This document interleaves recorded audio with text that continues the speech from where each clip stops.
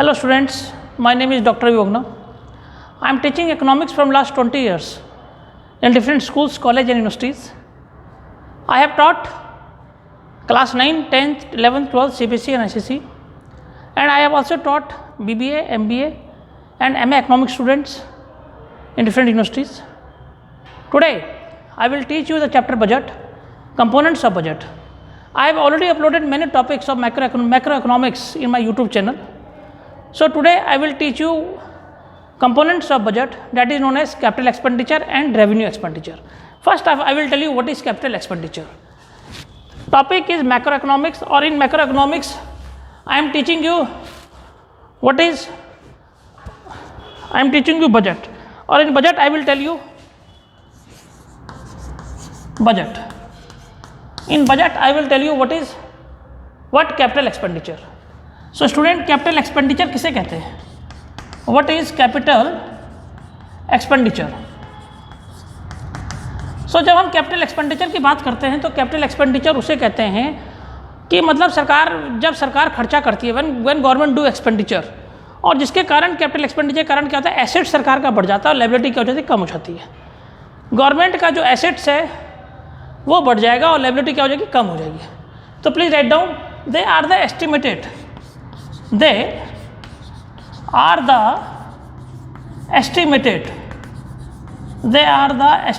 expenditure of the government. They are the estimated expenditure.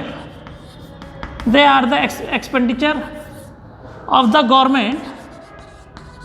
They are the हम ये कहेंगे, they are the estimated expenditure of the government in a fiscal year. In a fiscal year, they are the estimated expenditure of the government in a fiscal year. जिसके कारण क्या हो, इन fiscal which either create assets, which either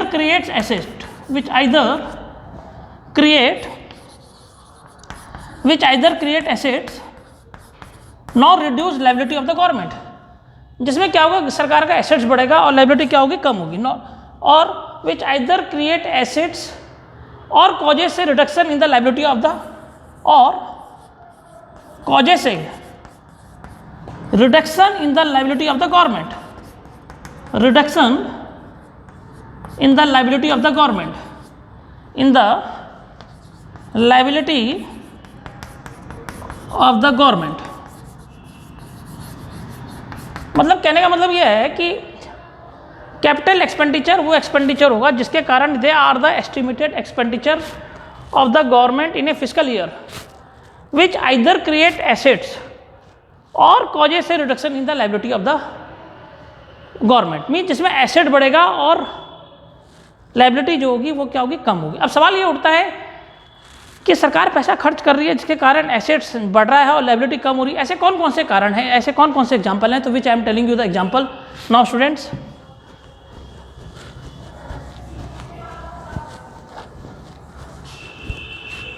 now example I am telling you what are the capital expenditure के example. Capital expenditure के example में I am telling you,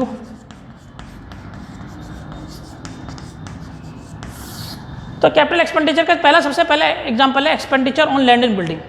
अगर सरकार land और बिल्डिंग में पैसा खर्च करेगी तो सरकार का एसेट्स क्या हो जाएगा, बढ़ जाएगा और लायबिलिटी क्या हो जाएगी, कम हो जाएगी. तो लिखिए expenditure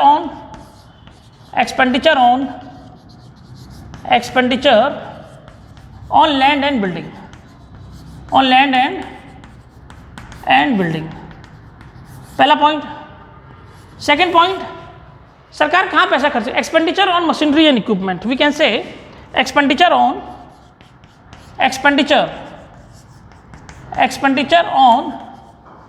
machinery and equipment. Expenditure on machinery and equipment. तो सरकार क्या कर रही है, सरकार खर्च कर रही है machinery and equipment. I am writing here so that it should be visible. Machinery and equipment, expenditure on machinery and equipment. Now come to the point, third point.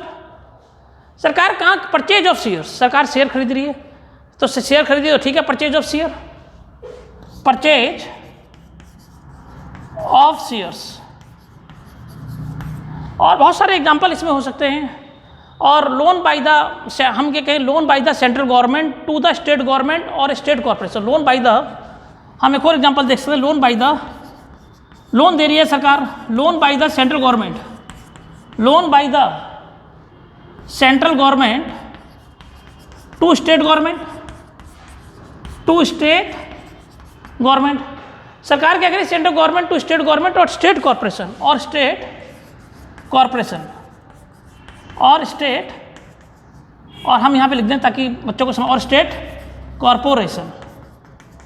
एक बार मैं दोबारा समझाना चाहता हूँ, कैपिटल एक्सपेंडिचर वो एक्सपेंडिचर होती है जो गवर्नमेंट करती है, जिसके कारण क्या होता है स्टूडेंट्स, एसेट्स जो होता है बढ़ता है और लायबिलिटी क्या होती है, कम होती है। तो सरकार के एसेट्स कब बढ़ेगा फिस्कल ईयर में, सरकार के एसेट्स तब बढ़ेगा जब सरकार क्या करेगी, expenditure on land and building, land and building में पैसा खर्च करेगी, एक्सपेंडिचर ऑन मशीनरी में पैसा खर्च करेगी, machinery and equipment, machinery and equipment में जब सरकार पैसा खर्च करेगी, परचेज ऑफ शेयर करेगी, और loan by the central government to state government और स्टेट कॉर्पोरेशन। मीन जब वो सब सेंट्रल गवर्नमेंट क्या करेगी, लोन देगी, किसको देगी, स्टेट गवर्नमेंट और स्टेट कॉर्पोरेशन को देगी। अब आइए स्टूडेंट्स, मैं आपको जरा रेवेन्यू एक्सपेंडिचर समझा दूँ, बहुत ही सिंपल टॉपिक है revenue expenditure.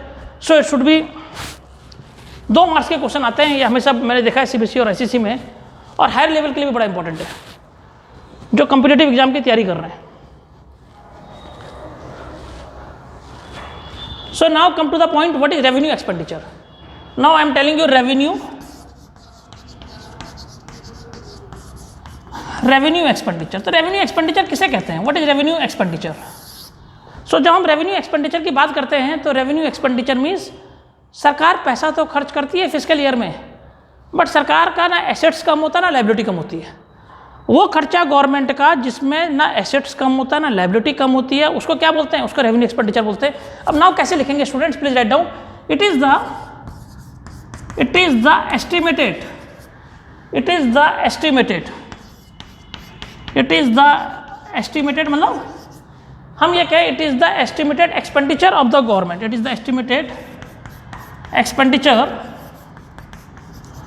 Of the government in a fiscal year, in a fiscal year which neither, जो कि in a fiscal year which neither create assets nor reduce liability of the government, which neither create assets, which neither create assets, which neither create assets nor reduce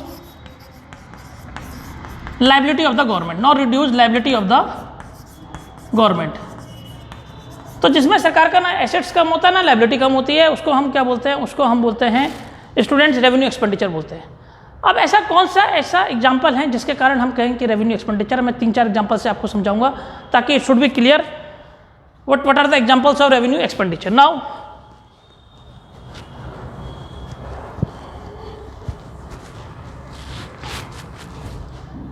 students, पहला example है इसमें number 1 old age pension. तो सरकार अगर pension दे रही है तो लोगों ने काम किया तभी तो पेंशन दे रही है, ओल्ड एज पेंशंस, ठीक है। नंबर 2 ओल्ड एज पेंशन हो गया, इसमें आपका सैलरीज हो गया, स्कॉलरशिप हो गया, please write down salaries. Number 3 scholarship,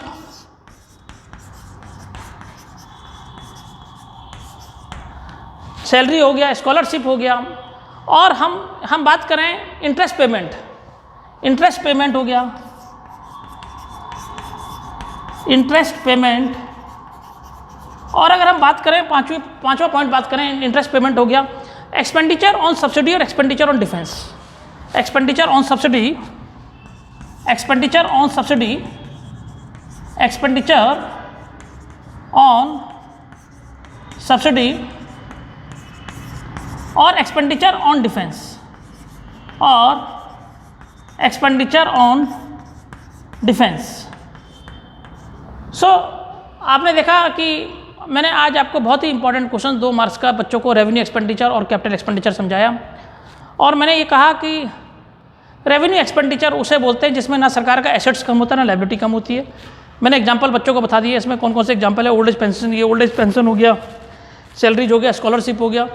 और कैपिटल एक्सपेंडिचर उसमें ये होता है, कैपिटल एक्सपेंडिचर उसे कहते हैं जिसमें सरकार पैसा तो खर्च करती है और सरकार का एसेट्स बढ़ता है और लायबिलिटी क्या होती है, कम होती है। तो एसेट कब बढ़ेगा, जब सरकार क्या करेगी, खर्चा करेगी लैंड एंड बिल्डिंग में, expenditure on machinery and equipment करेगी, परचेजिंग शेयर करेगी, और जब वो लोन देगी सेंट्रल गवर्नमेंट टू द, हम कहेंगे स्टेट गवर्नमेंट एंड ये स्टेट कॉर्पोरेशन को। तो बहुत ही इंपॉर्टेंट टॉपिक है ये। कंपोनेंट्स मैंने आज आपको करवाए, इससे पहले भी मैंने आपको रेवेन्यू रिसिप्ट और कैपिटल रिसिप्ट दिखाए, मेरे यूट्यूब चैनल में जरूर देखिएगा आप इसे। और आज मैं स्टूडेंट्स के लिए एक बहुत अच्छा टॉपिक लेके आया हूँ, revenue expenditure and capital expenditure. इस तरीके से मैंने बजट में सबसे पहले मैंने बजट करवा दिया बच्चों को, बजट किसे कहते हैं, टाइप्स ऑफ बजट मैंने बच्चों को करवा दिया अपने यूट्यूब चैनल के माध्यम से। और मैंने revenue receipt, capital receipt I have already explain, और रेवेन्यू एक्सपेंडिचर और कैपिटल एक्सपेंडिचर मैंने बच्चों को करवा दिया। मेरा अगर पसंद आए वीडियो इसको जरूर लाइक कीजिए, सब्सक्राइब कीजिए और ज़्यादा से ज़्यादा शेयर कीजिए। Thanks doctor विभोगना।